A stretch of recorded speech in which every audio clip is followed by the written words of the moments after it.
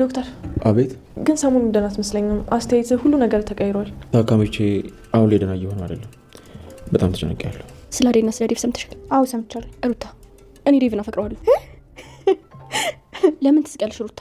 እኔ እኮ የምሬን ነው እያወራሁ ያለሁት። ቆይ ትንሽ አታፍሪም? ፍቅር ምን አሳፈረኝ? ዴቭ እኮ ወንድምሽ ነው። አይ ሩታ እሱ አብረን ስላደግን ነው እንጂ ወንድም የሆነው አይደለም። ደግሞ ታውቂያለሽ።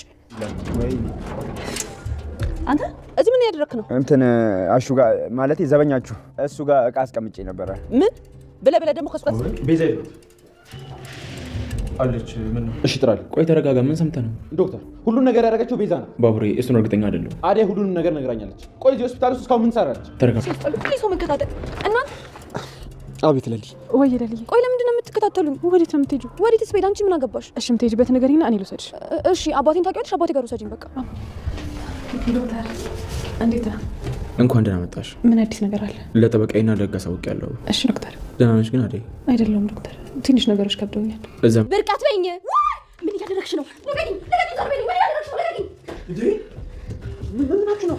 ፍቅር እንዳትጠጊኝ፣ ዞር በይልኝ። እንዳትጠጊኝ፣ በቃ እንዳትጠጊኝ። አንዴ ማሽልው። አንተ ምን እንደያተ ነህ? በርሳ ተንኳኳን ምገባው። ይቅርታ ዶክተር። ምን ነበር? እፈልጋለሁ ብለኝ ነበር። አዎ ስለ ቤዛ ነግረኝ ነበር። ስለ ቤዛ ምን? ስለ ቤተሰቦቻችሁ ስላስተዳደጋችሁ ማወቅ እችላለሁ? አትችልም። ለምን? ምንም ስለማይመለከት። ለምን ነበር ያኔ መኪና ውስጥ የገባችሁት? አዎ ዳኒ፣ ለምን ነበር? ቆይ ችግራችሁ ምን ነበር? ይሄን ልጠይቀኝ ነው እንዴ ጠራኝ? እሺ አጎት አላችሁ? አይ የለ ነው። ቤዛ ግን አጎቴ ነው ብላ የሆነ ሰው አስታውቀኝ ነበር። እኔ ማላውቀው አጎት ይኖራል ወይ? ምንድን ነው እሱ? ቤዛ እንውጣ። እኔ ከዚህ መውጣት አለብን። ለምን? ቆይ ዶክተሩ ምን አደረግ እንዴ? ገጀራው እኮ እየመጣ ነው። መድኃኒቶቹን ይዞ እየመጣ እኮ ነው። ይሄ ድል ያመልጠን አይገባም ዳኒ። ዶክተሩ ሁሉ ነገር ሳያውቅ አይቀርም። እኔ እንውጣ። ምንም ንግግሩ አላማረኝ። የምርህን ነው ዳኒ? በጓሮ በር ማምለጥ አለብን። ጠብቁኝ ምናምን እያለ ነው። እኔ ግን ምንም አላመንኩት። ቆይ ግን እንዴት ሊያውቅ ቻለ? ቤዛ ሰዓት የለንም። አሁን ነፍጣል። ስልክሽን ልጅ አፍጤ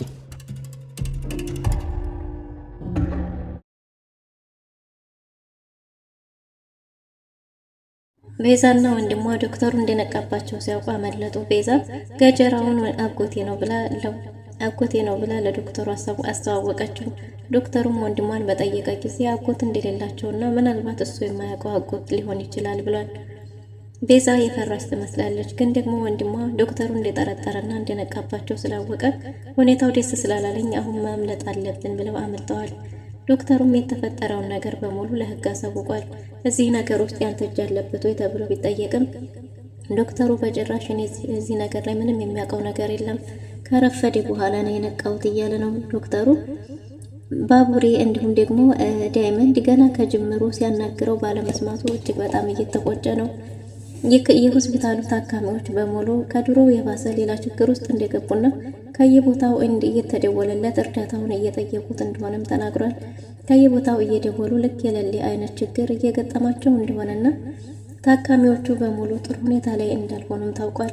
እናም እንግዲህ በዚህ ሁኔታ ዶክተሩ ይሄ ነገር በሚዲያ በአደባባይ መውጣት የለበትም፣ እንደዛ ከሆነ ማንም ሰው ለእርዳታ ወደዚህ ሆስፒታል አይመጣም እና በሚስጥር እንደሆነልኝ የፈለኩት ለዛ ነው ብሎ ለፖሊሱ አሳውቋል። ፖሊሱንም አሁን እጄ ላይ ያሉ ቶሎ ብሎ ነበር። ግን እሱ ቢሮ ውስጥ ሆኖ እያወራ ሳለ ቤዛና ወንድሟ ተመካክረው በጓሮ በር አመልጠዋል ማለት ነው። ሰላም ውድና የተወደዳችሁ ውድ ቤተሰቦች እንደምን አላችሁ? በያላችሁበት የዓለም ዳርቻ ሰላማችሁ በዘት ተተረፍ ይበል እያልን በአዲስ መተናል። በቅንነት ላይክ፣ ሼር፣ ሰብስክራይብ እያደረጋችሁ ቤተሰብ አድርጉን። በባለፈው ክፍል እንዴት ተመለከትነው አደይ ተከታታይ ድራማ እንግዲህ ለሊ እንደዚህ የሆነችበት ምክንያት ታውቋል።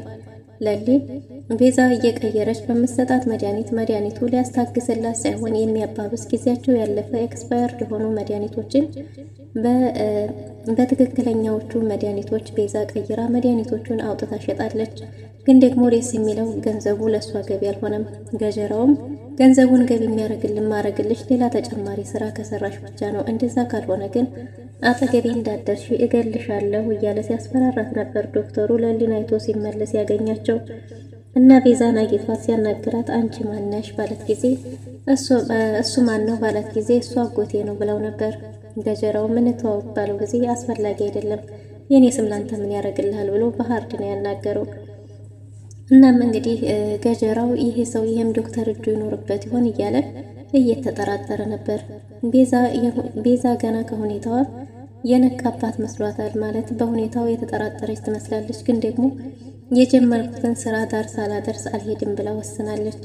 ወንድሟ ሰተት ብሎ እስከ ሆስፒታሉ ድረስ መጥቷል። ደግሞ አንተ እዚህ ምን ልታረግ መጣህ ባለችው ጊዜ የመጣው ዶክተሩ ፈልጎት እንደሆነ ነግሯታል። ለምን ባለ ጊዜ ስላንቺ ላናግር ፈልጋለሁ ብሎኛል እያለ ነበር። እናም የነቃ ይመስልሃል ብላለች። ቤዛ እጅግ በጣም ፈርታለች። ለሊ ሁኔታዋ ቀን በቀን እየተባባሰ ሄደው በዛ ምክንያት መድኃኒት ምክንያት እንደሆነም ታውቋል። ዴቭም የመጨረሻ ውሳኔ ላይ ደርሷል። ዴቭ አደይን የማታገቢኝ ከሆነ በራስሽ መወሰን የማችይ ከሆነ እኔ ራሴ ወደ ቤተሰቦች ጋር እመለሳለሁ ብሎ አስደንግጧታል። አደይም ያለሁበት ውጥረት ለምንድን ነው የማይታይህ? ለሊ ደህና አይደለችም ብለው ነበር። እናም እባክህ ቀስ ብለህ ድምፅህን ቀስ አድርገህ አናግረኝ እያለችው ነው። እሱም ሁልጊዜ ለሊ ለሊ ለሊ ለሊ የኛ የሚባል ጊዜ አንድም ቀን እንኳን ሰተሽኝ አታውቂም። እና አሁንም ደግሞ የተለያየ ምክንያት እየፈጠርሽ ነው። ግን ደግሞ አንድም ቀን ስለኛ ህይወት አስበሽ አታውቂም። እኔና አንቺ የማንጋባ ከሆነ እኔ ወደ ቤተሰቦች ጋር እመለሳለሁ እያለ ነው። አደይም በጭራሽ እንደዛማ እንዳታደርግ ብለዋለች። አይ አረገዋለሁ እያለ ሲጨቃጨቁ ነበር። ግን አንቺ ትወጂኛለሽ ወይ ብሏት ነበር። እንዴት ነው እኔ ባልወዴ ከአንተ ጋር መሆንን የምፈለግኩት እያለች ነበር። እና የምትወጂኝ ከሆነ በራስሽ ወሰነሽ እንድንጋባ ፈልጋለሁ እያላት ነው። አደይ ፍቅር ያሸነፋት ይመስላል።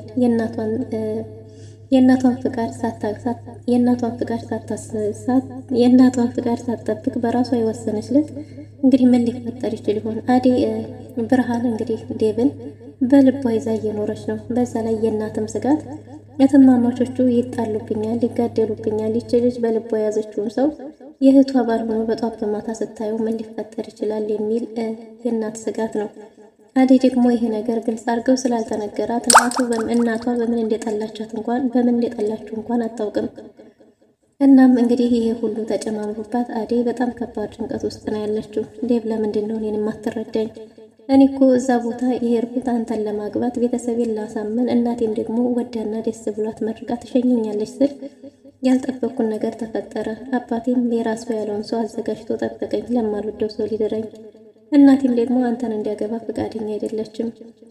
እሱንም ደግሞ ቃስ ብዬ እንኳን አሳምኝ እናቴን እንዳልመጣ በጣም ከባድ ጊዜን እኮ ነው አሳልፌ የመጣሁት። እንዴት ነው አንተን መረዳት ያቃተህ እያለችው ነበር። ዴቭም እሱን ለመረዳት እየሞከርኩ ነው፣ ግን ደግሞ አንቺም ጊዜ ሰተሽኝ የማታስቢ ከሆነ እኔ ወደ ቤተሰቦች ጋር ሄዳለሁ የሚል መጨረሻ ውሳኔ ላይ ደርሷል። አበበ በቤተሰቦቹ ጠላቶች ምክንያት እጅግ በጣም ተጨናንቋል። መውጫ መግቢያ አጥቷል። እናም ዳይመንድ ከጎኑ ነው። ለሄለን ሁሉንም ነገር ንገራት፣ እንደዛ ካልሆነ ግን ልትረዳህ አትችልም እያለው ነው። ሄለንም ምንም ነገር ብሰማ ወደ ውጭ ለመሄድ ፈቃደኛ አልሆነችም። ሌላው ሰው ሁሉ በባህር ከሀገር ለመውጣት እየተጋጋጠ እሷ ለምንድን ነው እንዲህ የምትሆነው በህጋዊ መንገድ ውጭ ተብላ? ስለዚህ አንተ ንገራት፣ ሁሉንም ነገር ንገራት እያለ አበበና ዳይመንድ ሲጨቃጨቁ ሄለን ሁሉንም ነገር ሰምታለች። ሄለን ምንድን ነው እየተፈጠረ ያለው? እውነቱን ንገሩኝ እያለች ነው። አበበም ዳይመንድን እንዴት እንደዚህ ትናገራለህ? ቆይ ለሷ ማለት ትፈራብኛለች፣ ትደናገጥብኛለች የሚል አበበ ለሄለን እየተጨነቀ ያለውን ጭንቀቱን እየተናገረ ነበር። ግን ደግሞ ዳይመንድ በዚህ ሁኔታ ላይ ነገ ከነገ ወዲያ ምን እንደሚፈጠር አታውቅም። ስለዚህ ከሀገር መውጣት አለብህ፣ ወይ ወደ ገጠር መሄድ አለብህ፣ ወይ ወደ አሜሪካ መሄድ አለባችሁ፣ ብቻ የሆነ ቦታ መሄድ አለባችሁ፣ አለዛም ሰዎቹን መጋፈጥ ነው ያለብን ቢልም ሰዎቹ እኮ መሳሪያ ያላቸው እንዴት አድርገን ነው የምንጋፈጠው እያለ ነው። ዳይመንድም ለካ ይሄም አለ ብሏል። እናም እንግዲህ የአበበ ጉዳይ አሳሳቢ ነገር ሆኗል ማለት ነው። ሰዎቹ እያሳደዱት እና በስልኩም በተደጋጋሚ እየደወሉ ነው። ሄለንም በጭራሽ ከሀገር አልወጣም ብላ እምቢ ብላለች። በዚህ ሁኔታ እንግዲህ አበበ አጣብቂኝ ውስጥ ገብቷል ማለት ነው። በስተመጨረሻም የራሳችሁ ጉዳይ ነውና ግጠሙን በሚል ኃይለ ቃልም ዳይመንድ ተናግሯቸዋል ማለት ነው። ዳይመንድ ይህን ሲናገራቸው እንዴት በዚህ ደረጃ ሰዎች እኮ ኃይለኛ ናቸው፣ እንዴት እንደዚህ ታናገራቸዋለህ ብሎ አበበ ጋርም አለመግባባት ተፈጥሯል። ሄለንም እውነቱን ንገሩኝ እያለች ነው። አሹ እናቱ ጋር ለመሄድ ወስኗል። እዚህ የመጣሁበት ጉዳይ ለእሷ ብዬ በመጣም እየተረዳችኝ አይደለም። ስለዚህ እኔ እዚህ ምን አለኝ እምዬ፣ እመጣልሻለሁ የኔ እናት እመጣለሁ። እስከምመጣ ደግሞ ሩታዬ ገንዘብ ትልክልሻለች እያለ ነው እናቱ ጋር እያወራ። እናም አሁንማ መች ፈለገችኝ ብለሽ ነው? እመጣለሁ፣ እዚህ የሚያቆይ ምንም ምክንያት የለኝም ብሎ ከእናቱ ጋር እያወራ ነበር። እናም ሮማን ቆማ እየሰማችው ስለነበር እንዴ አሹ ጥላይ ልትሄድ ነው እንዴ ብላለች። ታዲያ እዚህ የሚያስቆይ ምን አለኝ? ድሮም ቢሆን እኮ ሀገሬን ለቅቄ የመጣሁት አንቺን ብዬ ነው እያላት ነበር። ነጫኔ ስትለውም እነሱን በሀገር ሽማግሌ ያስለምናለሁ እንጂ እዚህ ምን አረጋለሁኝ? አንቺ ነበርሽ፣ አንቺም ደግሞ አላስፈለግኩሽም ብሏል።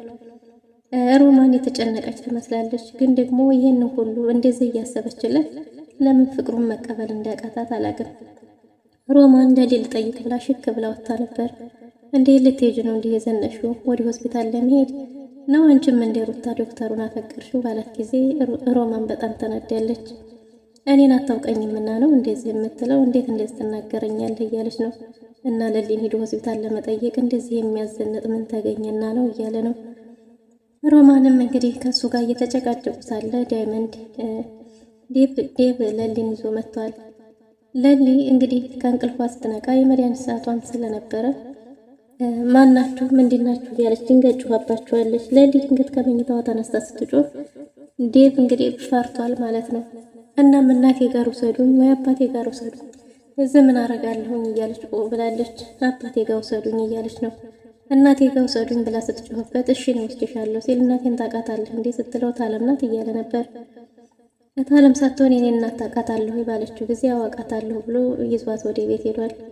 ታለም ማናት ስትልም ለአዴ የታለምን ነው እናቴ የምትለውና ወደዛ ይዘናት እንሄድ ብሎ ነበር። ግን ደግሞ ወደዛ ይዘዋት እየሄዱ መንገድ ላይ እኔ እሷን አልፈልግም፣ አንተ ብቻ ይዘኸኝ ሂድ፣ እሷ አስመሳይ ናት፣ እሷ ቀናተኛ ናት፣ ምቀኛ ናት እያለች ብቻ ደግሞ ለሊ ግን አዴን እጅግ በጣም ጠልታታለች። በህይወቷ በጣም የምትወዳቸውን ሰዎች የሚያስጠላ የምጠላቸውን የሚያስወድድ ነው የሆነው መድኃኒቱ። እናም እንግዲህ በቃ እኔ ይዣት እመጣለሁ ብሏል ዴቭ ጋር ወደ ቤት በሄዱበት ጊዜ አዴ ተመልሳ ወደ ዶክተሩ ዘንድ ሄዳለች። ዴቭም ለሊን ይዞ ወደ ቤት ሄዷል። ወደ ቤት ሲሄድ እንግዲህ ፍቅርን ስታገኛት ርብቃ ብርቄ እያለች ነበር። ሮማንንም የብርቄ ጓደኛ ብላ አቅፋ ከሳመቻት በኋላ የብርቄ ዘመድ ብላ ከሳመቻት በኋላ አሹን ደግሞ አዲሱ የኛ ዘበኛ ብለዋለች። አሹ እየተፈጠረ ባለው ነገር ገርሞታል። አዲሱ ዘበኛ አልሽኝ አይ ጊዜ እያለ ነው። እናም እንግዲህ ፍቅር ጋር ፍቅርና ለሊ ተደባድበዋል።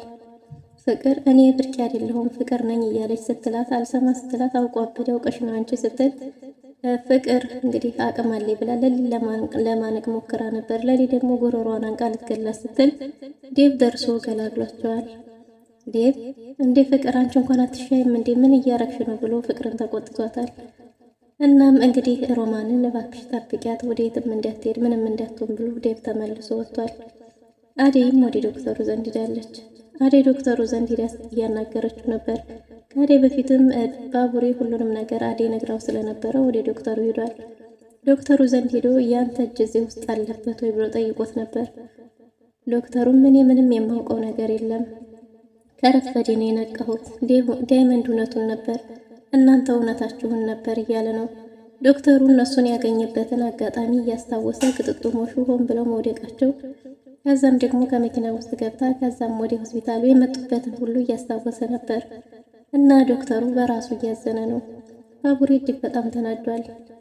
ቤዛ የት ናት? አሁን አንቄ እገላለሁ እያለ ነው። አንተም እኔም በቂ መረጃ የለንም፣ ስለዚህ ግዴታኛ መረጋጋት አለብን። እንደዚህ አድርገን በቤዛ ላይ የምናመጣው ለውጥ የለም፣ ግን ደግሞ ታግሰን ነገሩን በሚስጥር መያዝ አለብን። እኔንም ሆነ ሆስፒታሉ እንዲጎዳ አልፈልግም እያለ ነው። ባቡሬ ዶክተሩን ያንተ እጅ ካለበት ግን ብሎት ነበር። ዶክተሩ ምንም አይነት ነገር እጁ እንደዚህ ጉዳይ እንደሌለበትና የቤዛንም ጉዳይ የሆነ ደረጃ ላይ እንደሚያደርሰው አሳልፎ ለሕግ እንደሚሰጣት ተናግሯል። ባቡሬም ፈጥነ ይህን ማታረግ ከሆነ እኔ ራሴ ገላታለሁ እያለ ነው። ዶክተሩም ለጊዜው ጉዳዩን በሚስጥር ብንይዘው ይሻላል፣ የሆስፒታሉም ሆነ እኔም ስም እንዲጠፋ አልፈልግም እያለ ነው። በሌላ በኩል አደይ ተናዳ ስለነበረ የሌሊ ሁኔታ በጣም ስላስከፋት ወደ ዶክተሩ ሄዳለች። ዶክተሩም አደይ ደህና አይደለሽም እንዴ ባላት ጊዜ ደህና እንዳልሆነችና በጣም እንደከፋት ተናግራለች። ዶክተር በጣም ከባድ ጊዜ አሳልፌ ነው የተመለስኩት፣ ግን ደግሞ ከዛ ስመለስ ትረዳኛለች፣ ሀሳቤን ጭንቀቴን ትካፈለኛለች አልኳት። የምወዳት እህቴ እንደዚህ ሁኔታ አግኝቻታለሁ፣ ስለዚህ እንዴት ደህና ሆናለሁ? ደህና አይደለሁም፣ ከፍቶኛል እያለች ነው። ምን እንደሆነች ሲጠይቃትም ዴብን ለማግባት ብላ አገር ቤት ድረስ እንደሄደች ግን ደግሞ እዛ ነገሮች እንደጠበቀቻቸው እንዳልሆኑ የገጠማት ሌላ ጉዳይ እንደሆነ ተናግራለች። አባቷ ለማትወደውና ለማታውቀው ሰው ሊድራት እንደነበር፣ እናቷም ደግሞ በዴብ ፍቃደኛ ሆና ደስ ይላታል ብላ ስጠብቅ የነበረችው እናት ዴብን በማግባቷ ደስተኛ እንዳልሆነችና እንዳልፈቀደችላት ጭምር ተናግራለች። እናም በጣም ከባድ ጊዜ ነው ያሳለፍኩት። እዚህ ስመጣ ደግሞ ጤነኛ ሆና ትቻት የሄድኩት ጓደኛዬ እንዲኮን አገኘኋት። የህመሙስ ጉዳይ ይሄኛው እያላት ነበር። ይሄኛውም ችግር የለውም ደግሞም ሁሉም ነገር በቅርቡ ይስተካከላል እመኚ ብሏታል። የቤዛንም ነገር አሳልፎ ለህግ እንዳሳወቀም ጭምር ነግሯታል። እናም እንግዲህ ለሊን አዴይም በዴብ ደስተኛ ነሽ ወይ ትወጂዋለሽ ወይ ብሏት ነበር። ዶክተር አንተ እንደምታስበው አይደለም ዴብ እጅግ በጣም መልካም ሰው ነው ብለዋለች። ግን ይቀናል አይደል ባላት ጊዜ ስለሚወዳት እንደሆነም ተናግራለች። ዴብ እንደምታስበው ሳይሆን በጣም መልካም ሰው ነው፣ እጅግ በጣም ጥሩ ሰው ነው። እኔ የቤታቸው ሰራተኛ ነበርኩኝ፣ ግን ደግሞ ማንነቴ ሳይገድበው ለረጅም ጊዜ ሲያፈቅረኝና ሲጠብቀኝ ሲንከባከበኝ ቆይቷል ብለዋለች። ዶክተሩም ራሷን እንድታዳምጥና ለእሱ ያላትን ትክክለኛ ስሜት እንድትመለከት አድርጓታል። እማትወጁ ከሆነ ግን ብሏት ነበር። አይ ዶክተር ሳልወደው እንዴት አገባዋለሁ? ስለምወደው ነው አግብቼው አብሬው የልጆች አባት አድርጌው አብሬው እንዲኖር የምፈልገው ብለው ነበር። ግን ደግሞ ዶክተሩ ምናልባትም እኮ የተገናኛችሁት በምክንያት ነው እና የተገናኛችሁበት ምክንያት አሁን ላይ አብቅቶ ይሆናል የሚል እሳቤ ላይ ደርሷል። እሷም ይህን ያለበት ምክንያት ግራ ቢያጋባትም ግን ደግሞ ለምን ብላ ጠይቀው ነበር። ማንም ሰው በሆነ አጋጣሚ ይገናኛል። ያስበው የተገናኘበት አጋጣሚ ደግሞ እዛው ላይ ያበቃና ደግሞ ይለያያል። ስለዚህ ራስሽን ለማዳመጥ ሞክሪ ብሏታል። እሷም እናቷ ሳትፈቅድና ሳትመርቃት ምንም ነገር እንደማትወስድም ተናግራለች። ዶክተሩም ይህን ነገር የሚፈልገ ይመስላል።